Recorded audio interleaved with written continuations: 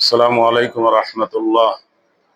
আলহামদুলিল্লাহি রাব্বিল আলামিন ওয়াল আকিবাতু লিল মুত্তাকিন ওয়াসসালাতু ওয়াসসালামু আলা সাইয়্যিদিল মুরসালিন ওয়া আলা আলিহি ওয়া আসহাবিহি আজমাইন। প্রিয় দর্শক শ্রোতা, আমরা শুরু করছি কোরআন মাজিদের তাফসীর। বিশেষ বিশেষ আয়াত, বিশেষ বিশেষ সূরা নিয়ে আমরা কোরআনের যে তাফসীরগুলো জীবনের সাথে ঘনিষ্ঠ এবং জীবনের সাথে খুবই জরুরিভাবে ওতপ্রোতভাবে জড়িত সেই আয়াত এবং সূরাগুলোর তাফসীর করব ইনশাআল্লাহ। তো আজকে আমরা শুরু করছি সূরাতুল ফাতিহা থেকে। কোরআন মাজিদে 114টি সূরার মধ্যে সূরাতুল ফাতিহা একটি অন্যতম সূরা। বলা হয় আসমানি কিতাবের মধ্যে যত সূরা নাজিল হয়েছে, কোরআন মাজিদের মধ্যে যত সূরা নাজিল হয়েছে, তার মধ্যে সর্বশ্রেষ্ঠ সূরা হচ্ছে সূরাতুল ফাতিহা। সূরাতুল ফাতিহার নামকরণ করা হয়েছে বিভিন্ন নামে। সূরা ফাতিহা হিসাবে আমরা সবাই জানি, কিন্তু এটার আরেকটি নাম আছে সূরাতুল হামদ, আলহামদু সূরা। আরেকটি নাম আছে সূরাতুস সালাত, যেহেতু এই সূরা ফাতিহা ব্যতীত সালাত হয় না, অর্থাৎ সূরা ফাতিহা পড়তেই হয়। আমরা প্রতি রাকাতে সূরা ফাতিহা পড়ি, ইমামের পিছনে পড়ি অথবা পড়ি না, সেটা নিয়ে বিতর্ক থাকলেও আমরা কিন্তু ইমাম সাহেব কিন্তু আমাদের সূরা ফাতিহা অবশ্যই পড়েন। সুতরাং সেই হিসাবে একটি নাম হচ্ছে সূরাতুস সালাত, আরেকটি সূরা এটার নাম হচ্ছে সূরাতুল কানজ, ভান্ডার, ধন ভান্ডার। এছাড়া রয়েছে আরো বিভিন্ন নাম, উম্মুল কোরআন, উম্মুল কিতাব, ফাতিহাতুল কিতাব, এভাবে বিভিন্ন নাম রয়েছে। যাই হোক, কোরআন মাজিদের ৬,২৩৬টি আয়াতের মধ্যে এই সূরার মধ্যে রয়েছে ৭টি আয়াত। সূরাতুল ফাতিহা সম্পর্কে কোরআন মাজিদের অন্য একটি আয়াতে রয়েছে, যেমন সূরা হিজর ৮৭ নম্বর আয়াতে ১৫ নম্বর সূরায় আল্লাহ তাআলা বলেছেন, ওয়ালাকাদ আতাইনাকা সাবআম মিনাল মাসানি ওয়াল কুরআনাল আযীম। আল্লাহ এখানে বলেছেন, আমি আপনাকে ৭ আয়াত বিশিষ্ট এমন একটি সূরা দান করেছি, যে এই সূরাটি বারবার পঠিত হয়, বারবার পড়া হয়, বারবার তেলাওয়াত করা হয়। অর্থাৎ আমরা সূরা ফাতিহা প্রতি রাকাতে বারবার পড়ি। অনুরূপভাবে আপনি যদি মনে করেন যে দুনিয়ার কোনো না কোনো জায়গায় নামাজ চলছে, আসলেও চলতেছে, তাহলে সেই জায়গায় লোকেরা কিন্তু নামাজ পড়তেছে, আর নামাজের সূরা ফাতিহা সকলেই পড়ে। আর সেই দেশটাই কিন্তু একজন দুইজন মানুষ না, লক্ষ কোটি মানুষ রয়েছে। এর মধ্যে দুনিয়ার ২২৮টি রাষ্ট্রের মধ্যে এমন কোনো রাষ্ট্র নাই যেখানে কোনো মুসলমান নাই। সুতরাং সূরা ফাতিহা পঠিত হতেই থাকে, পড়া হতেই থাকে, তেলাওয়াত চলতেই থাকে। এই সূরা ফাতিহা নামাজের মধ্যে পড়া না পড়া নিয়ে কথা রয়েছে। এ সম্পর্কে ইমাম আবু হানিফা রাদিয়াল্লাহু তাআলা আনহু বলেছেন যে ইমাম সাহেব সূরা ফাতিহা পড়বেন, তার পিছনে যারা মুক্তাদি থাকবেন, তার অনুগামী থাকবেন, তারা সূরা ফাতিহা এবং অন্য যা কিছু কোরআনের তেলাওয়াত কোনোটাই করবেন না।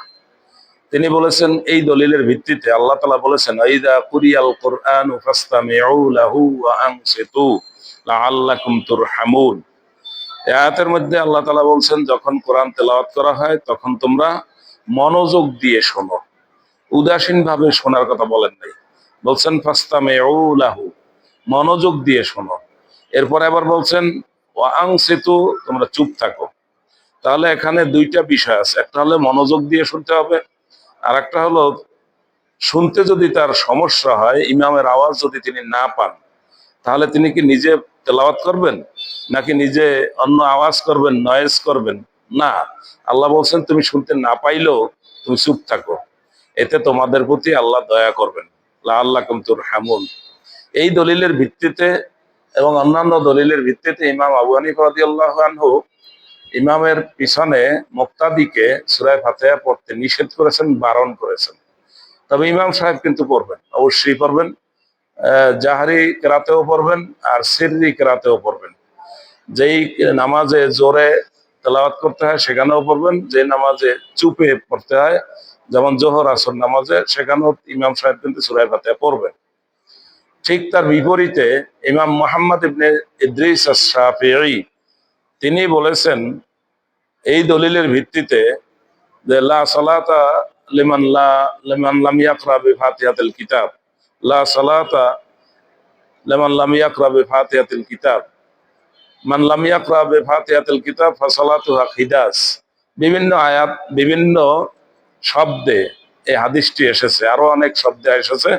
সবগুলো হাদিসের মূল অর্থ হচ্ছে এই, যিনি সূরা ফাতিহা পড়েননি নামাজের মধ্যে, তার নামাজ অসম্পূর্ণ। আর কোন কোন বর্ণনা আসছে লা সালাতা, তার সালাত হয়নি। সেই হিসাবে ইমাম মুহাম্মদ ইবনে ইদ্রিস আশ-শাফিঈ রাহিমাহুল্লাহ তাআলা তিনি বলেছেন, ইমাম মুক্তাদি সকলকে সূরা ফাতিহা অবশ্যই পড়তে হবে। এ সম্পর্কে আরো একটি হাদিস আমরা বলতে পারি যে রাসূলুল্লাহ সাল্লাল্লাহু আলাইহি ওয়াসাল্লাম একদিন ফজরের নামাজ পড়তেছিলেন এবং পিছনে তার মুক্তাদি যারা ছিলেন সাহাবায়ে কেরাম তারাও পড়তেছিলেন। নামাজের পরে রাসূলুল্লাহ সাল্লাল্লাহু আলাইহি ওয়াসাল্লাম বললেন, মা লি উনাজিউ বিকুমুল কোরআন, আমার কি হলো, আমি তোমাদের সাথে কোরআন নিয়ে ঝগড়া করতেছি।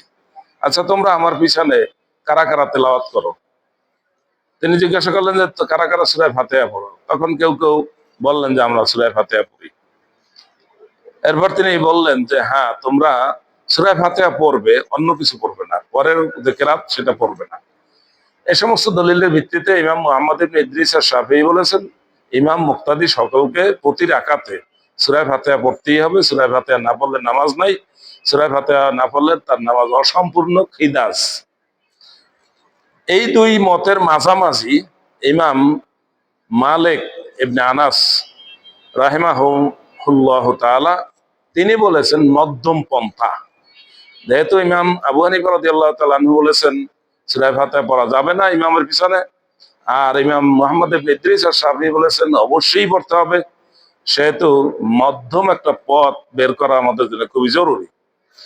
সেই হিসাবে ইমাম মালিক ইবনে আনাস রাহিমাহুল্লাহ তাআলা তিনি একটা মধ্যম পন্থা বের করেছেন এইভাবে, যেহেতু কিছু কিছু আয়াত দ্বারা প্রমাণিত যে সূরা ফাতিহা পড়তে হবে, আবার কিছু কিছু দলিলের ভিত্তিতে বোঝা যায় যে সূরা ফাতিহার সময় চুপ থাকতে হবে। সেই হিসাবে ইমাম মালিক একটি মধ্যম পন্থা বের করেছেন। তিনি বলেছেন, জোহর আসর নামাজে যখন ইমাম সাহেব নীরবে তেলাওয়াত করেন, সূরা ফাতিহা পড়েন এবং অন্য সূরা পড়েন, যেহেতু মুক্তাদি তার কোনো তেলাওয়াত শুনতেছেন না, তিনি তো মুক্ত রয়েছেন, সেহেতু তিনি এই জোহর আসর নামাজে সিররি কিরাতের সময় সূরা ফাতিহা ইমামের পিছনে পড়বেন। আর মাগরিব, এশা, ফজর, জুমা, ঈদ, অন্যান্য সময় যখন ইমাম সাহেব জোরে আওয়াজ করে তেলাওয়াত করেন, তখন তার মুক্তাদি, তার অনুসারী যারা রয়েছেন, তারা চুপ থাকবেন। তাহলে চুপ থাকার হাদিসও পালন করা হয় আর তেলাওয়াত করার হাদিসও আমল করা হয়। সেই হিসাবে ইমাম মালিকের মতটা অবশ্যই একটা গ্রহণযোগ্য মত। যাই হোক দর্শক শ্রোতা, আমরা আপনাদেরকে তিন ধরনের কথা বললাম। এই তিন ধরনের কথা থেকে আপনি যেটা ভালো মনে করেন এবং আপনি প্রয়োজনে আরো কিছু বিজ্ঞ আলেম ওলামা যারা এই সম্পর্কে ভালো জানেন তাদের সাথে পরামর্শক্রমে যে কোনো একটা আমল করতে পারেন। যে কোনো আমল করলেই আপনি নাজাতের রাস্তায় থাকবেন। এটা নয় যে আপনি যা বললেন আর যা বুঝলেন, আমি যা বললাম আর আমি যা বুঝলাম এটাই সবাই পালন করবে, না। আমরা সেইভাবে বাধ্যবাধকতার মধ্যে কাউকে আহ্বান করি না এবং কাউকে এই কথা বলি না যে আপনি কেন সূরা ফাতিহা পড়েন না, আপনাকে পড়তেই হবে। আমরা কাউকে এই কথাও বলি না আপনি কেন পড়েন, আপনাকে অবশ্যই চুপ থাকতে হবে। এই কথা আমরা কোনোটাই বলবো না, কারণ দলিল সবগুলোই শক্তিশালী দলিল। এখন আমাদেরকে জেনে বুঝে পরামর্শ নিয়ে আমল করতে হবে। সূরা ফাতিহা অত্যন্ত গুরুত্বপূর্ণ সূরা, কোরআন মাজিদের সর্বশ্রেষ্ঠ সূরা। এই সূরার মধ্যে 7টি আয়াত রয়েছে এবং কোরআন মাজিদের 114টি সূরার মধ্যে আরো একটি সূরা রয়েছে যার মধ্যে মাত্র 7টি আয়াত রয়েছে। সেই সূরাটি হলো 107 নম্বর সূরা, সূরাতুল মাউন। এই দুইটি সূরাই মাত্র কোরআন মাজিদের 7 আয়াত বিশিষ্ট সূরা। এই 7 আয়াত বিশিষ্ট সূরা হিসাবে সূরা হিজরের যে আয়াতে বলা হয়েছে সাবাম মিনাল মাতানি, এই 7 আয়াত বিশিষ্ট বারবার তেলাওয়াত করা হয়, বারবার পঠিত হয়। সূরা ফাতিহার মর্যাদা সম্পর্কে বলা হয়েছে। আমরা সূরা ফাতিহার মর্যাদা সম্পর্কে শুনলাম, এরপরে আমরা আরো কিছু হাদিস নিয়ে আলোচনা করব ইনশাআল্লাহ।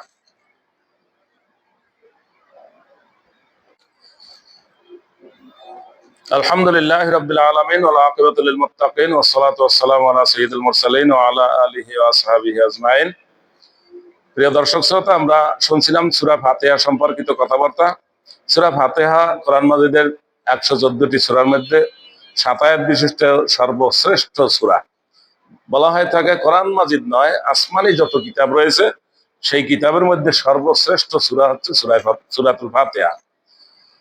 সূরাতুল ফাতিহার সম্পর্কে হাদিস শরীফে এসেছে, রাসূলুল্লাহ সাল্লাল্লাহু আলাইহি ওয়াসাল্লাম বলেছেন, কাসসামতুস সালাতা বাইনি ওয়া বাইনা আবদি নিসফাইন ওয়া লি আবদি মা সাআল। এই হাদিসের মধ্যে রাসূলুল্লাহ সাল্লাল্লাহু আলাইহি ওয়াসাল্লাম বলেছেন, আমি সালাতকে 2 ভাগ করেছি। তার মানে সূরাতুস সালাত, সূরাতুস সালাত সূরা ফাতিহা। যেহেতু এই সূরা পাঠ না করলে নামাজ নয়, সেহেতু এই সূরাকে বলা হয়েছে সূরাতুস সালাত। রাসূলুল্লাহ সাল্লাল্লাহু আলাইহি ওয়াসাল্লাম বলেছেন যে আল্লাহ বলেছেন আমি এই সূরাকে 2 ভাগ করেছি আমার এবং আমার বান্দার মাঝে। ফাইদা ক্বালাল আবদু আলহামদুলিল্লাহি রাব্বিল আলামিন, সুতরাং বান্দা যখন বলে এই সূরা পাঠ করতে গিয়ে আলহামদুলিল্লাহি রাব্বিল আলামিন, তখন আল্লাহ তার জবাব দেন হামিদানি আবদি, বান্দা আমার প্রশংসা করেছে। যখন বান্দা বলেন আর রহমানির রহিম, তখন আল্লাহ বলেন আসনা আলাইয়া আবদি, বান্দা আমার গুণগান গেয়েছে। এরপর যখন আবার বান্দা বলে মালিক ইয়াউমিদ্দিন, তখন আল্লাহ বলেন মাজ্জাদানি আবদি, বান্দা আমাকে সম্মান করেছে। যখন বলেন ইয়্যাকা না'বুদু ওয়া ইয়্যাকা নাস্তাঈন, তখন আল্লাহ জবাব দেন হাদা বাইনি ওয়া বাইনা আবদি নিসফাইন ওয়া লি আবদি মা সাআল, যে এই আয়াতটি আমার এবং আমার বান্দার মাঝে 2 ভাগে বিভক্ত। বান্দার দায়িত্ব আমার ইবাদত করা, আর আমার দায়িত্ব বান্দাকে সাহায্য করা। এরপর আল্লাহ জিজ্ঞাসা করেন, বান্দা আমি তোমাকে কি সাহায্য করব? এবং আল্লাহ এবার জবাব শিখিয়ে দেন যে তুমি বলো ইহদিনাস সিরাতাল মুস্তাকিম, আল্লাহ আমাকে সোজা পথ দেখান। এরপর আবার আল্লাহ বান্দাকে শিখিয়ে দেন যে বান্দা আমি তোমাকে সোজা পথ দেব, সোজা পথ মানে কোন পথ? তখন আল্লাহ আবার শিখিয়ে দেন যে তুমি বলো সিরাতাল্লাযীনা আন'আমতা আলাইহিম, যে আল্লাহ আপনি যাদের প্রতি নিয়ামত দান করেছেন আমাকে সেই পথ দেখান, সেইটা সোজা পথ। তো নিয়ামত কাদেরকে দান করেছেন? এটা আল্লাহ তাআলা কোরআন মাজিদে সূরা আরাফে ঘোষণা করেছেন, আন'আমাল্লাহু আলাইহিম মিনান নাবিয়্যিনা ওয়াস সিদ্দীকিনা ওয়াশ শুহাদা'i ওয়াস সালিহিন, যে আল্লাহ তাআলা নিয়ামত দান করেছেন নবীদের উপরে, শহীদদের উপরে, সিদ্দিকদের উপরে এবং যারা সালেহিন নেককার তাদের উপরে। সুতরাং নবী এবং শহীদ, নবী এবং নবীর পথে থেকে যারা শহীদ হয়েছেন এবং যারা সিদ্দিক, সত্য কথা বলেছেন, সৎ পথে চলেছেন, সত্যকে সমর্থন করেছেন, আবু বকর সিদ্দিক রাদিয়াল্লাহু তাআলা আনহুর মতো চরিত্র যাদের, অর্থাৎ সত্য কথা বলা, সৎ পথে চলা, সত্যকে সমর্থন করা, এই কাজগুলো যারা করেন তারাই হলেন সিদ্দিক। সুতরাং আল্লাহর কাছে বান্দা কোন পথ চাইবে সেই বিষয়ে আল্লাহ নিজেই আবার শিখিয়ে দিয়েছেন যে তুমি এই 4 ধরনের লোকের পথ এটা তুমি চাও, এদের প্রতি আল্লাহ নিয়ামত দান করেছেন। আন'আমাল্লাহু আলাইহিম মিনান নাবিয়্যিনা ওয়াস সিদ্দীকিনা ওয়াশ শুহাদা'i ওয়াস সালিহিন, আল্লাহ নিয়ামত দান করেছেন নবীদের প্রতি, সুতরাং আমরা নবীদের পথ চাই। এবং সিদ্দিকদের প্রতি আমরা সিদ্দিকদের পথ চাই, আমরা শহীদদের পথ চাই, এই পথে চলে যারা শহীদ হয়েছেন তাদের পথ চাই।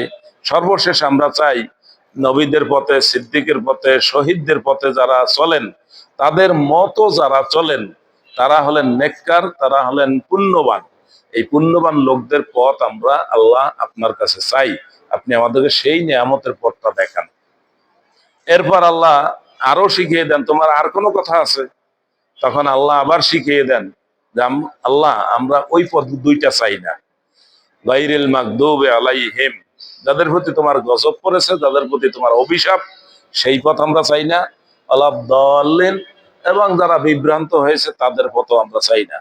হাদিস শরীফে এসেছে মাগদুব আলাইহিম, যাদের প্রতি গজব পড়েছে তারা হচ্ছে ইহুদি জাতি, মুসা আলাইহিস সালামের অনুসারী বলে দাবিকারী, এবং এখন যারা জেরুসালেম দখল করে আছে এবং মুসলমানদের ফিলিস্তিন রাষ্ট্রটাকে খেয়ে ফেলছে, সেই ইহুদিদের সম্পর্কে বলা হয়েছে ওদের পথ আমরা চাই না, কারণ ওরা অভিশপ্ত জাতি, ওরা বিভিন্ন সময় বিআন্নাহুম ইয়াকতুলুনান নাবিয়্যিনা বিগাইরিল হক, তারা অন্যায়ভাবে অনেক নবীকে হত্যা করেছে।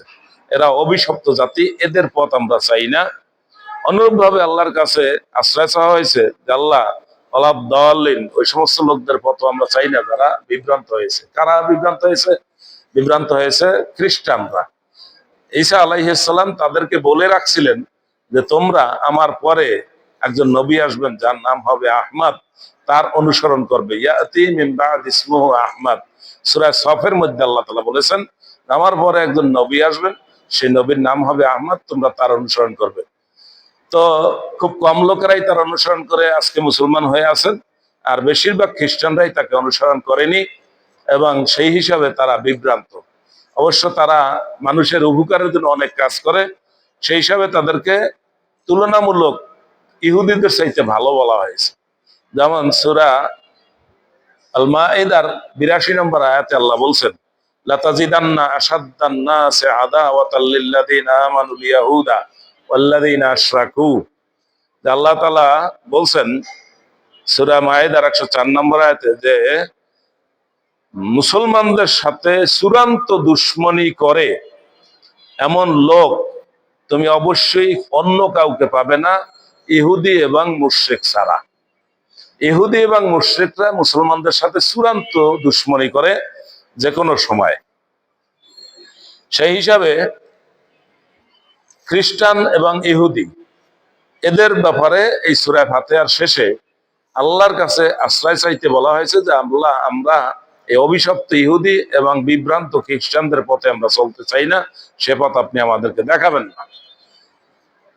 অন্য হাদিসে এসছে তাফসিরে শাওকানি, তাফসিরুল কাদির, যার পরিচিতি নাম হচ্ছে তাফসিরে শাওকানি। তাফসিরে শাওকানিতে উল্লেখ করা হয়েছে ইন্নাল ইয়াহুদা কওমুন হাসাদ, যে ইহুদিরা এক হিংসুক জাতি। তারা মুসলমানদেরকে তিনটি বিষয়ে বিশেষ করে হিংসা করে। তারা সেই রাস্তা, সেই পথ অবলম্বন করে না, কিন্তু এই ভালো পথ অবলম্বন করার কারণে মুসলমানদেরকে হিংসা করে। তার মধ্যে অন্যতম হচ্ছে মুসলমানরা যখন একজন আরেকজনকে সালাম দেয় তখন তারা এটা শুনে হিংসা করে, যেহেতু তাদের মধ্যে এত সুন্দর দুটি বাক্য বিনিময় নাই।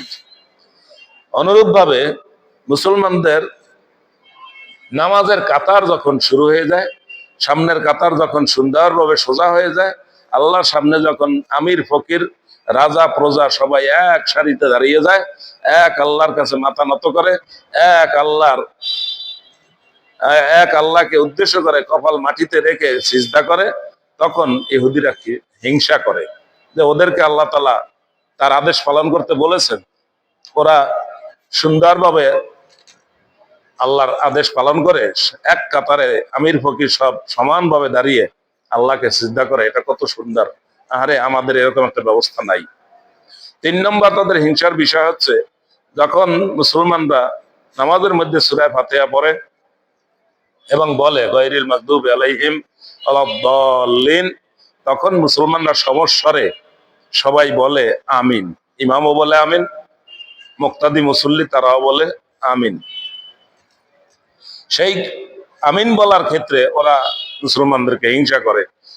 তারা মনে করে যে মুসলমানরা নামাজের মধ্যেও আমাদের জন্য বদদোয়া করে এবং সবাই সমস্যারে আমিন বলে, এই জন্য ইহুদিরা মুসলমানদেরকে হিংসা করে। এই ৩টা কাজ অত্যন্ত ভালো কাজ, ৩টা কাজ তারা অবলম্বন করতে পারে না। তারা ইসলামের ছায়াতলে আসতে চায় না, বরং জেনে বুঝে মুসলমানদের সাথে দুশ্মনী করে। এই জন্য তারা কষ্ট পায় যখন আমরা নামাজের মধ্যে সমস্যারে আমিন বলি। আলহামদুলিল্লাহ, আমরা সূরাতুল ফাতিহার বিভিন্ন বিষয় সম্পর্কে শুনলাম। এবারে রয়েছে সূরাতুল ফাতিহা ইমাম সাহেব যখন সজরে তেলাওয়াত করেন, মাগরিব, এশা, ফজর, জুমা, ঈদ, বিভিন্ন নামাজে যখন সূরাতুল ফাতিহা তেলাওয়াত করেন তখন আমিন বলার বিষয়টি রয়েছে। এ সম্পর্কে সহিহ বুখারীতে ৩টি অধ্যায়, ৩টি বাব রয়েছে। তার মধ্যে অন্যতম একটি বাব হচ্ছে বাবু জাহরেল ইমাম বিত-তামিন, ইমাম সাহেব জোরে আমিন বলবেন। আরেকটি বাব রয়েছে মামুম, অর্থাৎ যারা ইমামের পিছনে রয়েছেন তারাও জোরে আমিন বলবেন, সজোরে আমিন বলবেন। এই হাদিসগুলো বিভিন্ন হাদিসের কিতাবে রয়েছে। সুতরাং একটি মাসালা হচ্ছে এই, পরিষ্কার এবং সহিহ মাসালা হচ্ছে এই, ইমামের পিছনে মুসল্লিগণ মুক্তাদিগণ যখন ইমামের তেলাওয়াত শুনবেন এবং ইমাম সাহেব যখন বলবেন, সহিহ বুখারীর হাদিসের ইবারত হচ্ছে এই, ফাইদা ক্বাল আল ইমামু গায়রিল মাগদুবি আলাইহিম ওয়ালাদ-দাল্লিন ফাকুলু আমিন।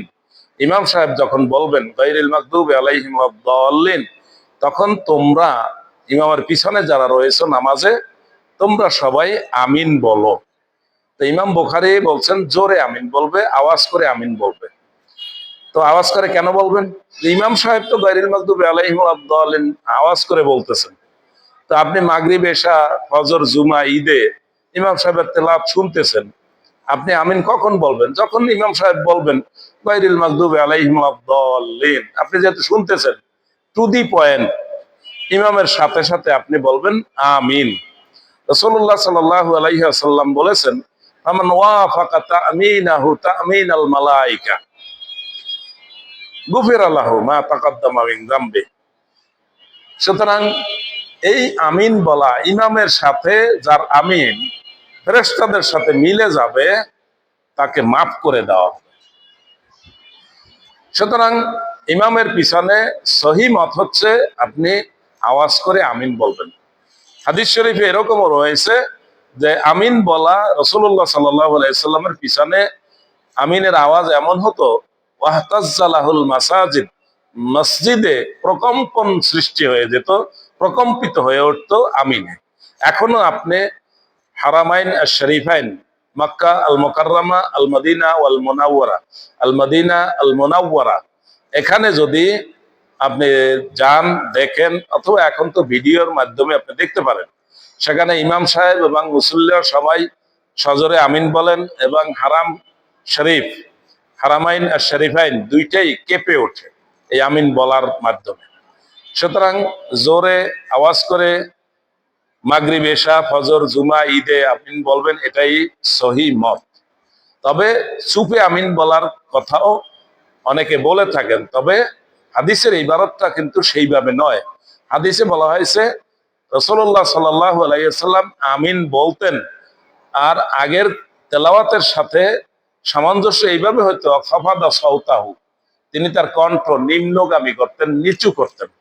কণ্ঠ নিচু এর অর্থ চুপে বলা নয়, এখানে একটু ভালো করে খেয়াল রাখতে হবে। খাফাদা সাওতাহু, তিনি তার কণ্ঠ নিচু করতেন।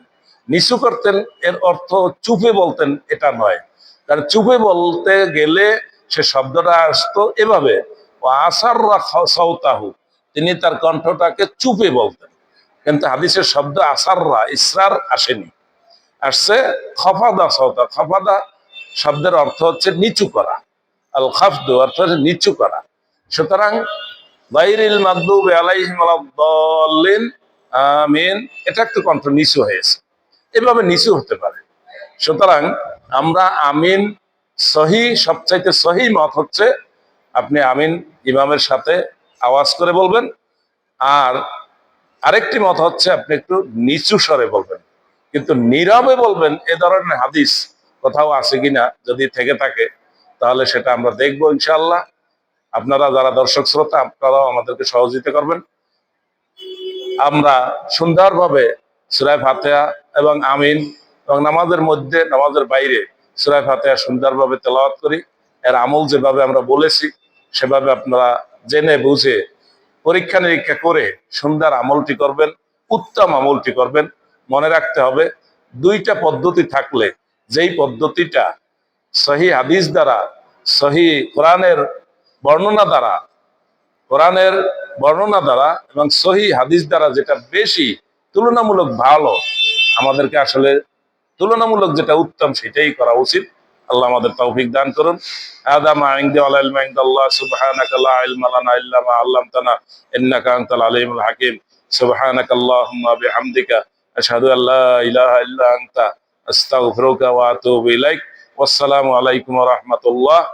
আমাদের পরবর্তী পর্বের জন্য অপেক্ষায় থাকবেন ইনশাআল্লাহ।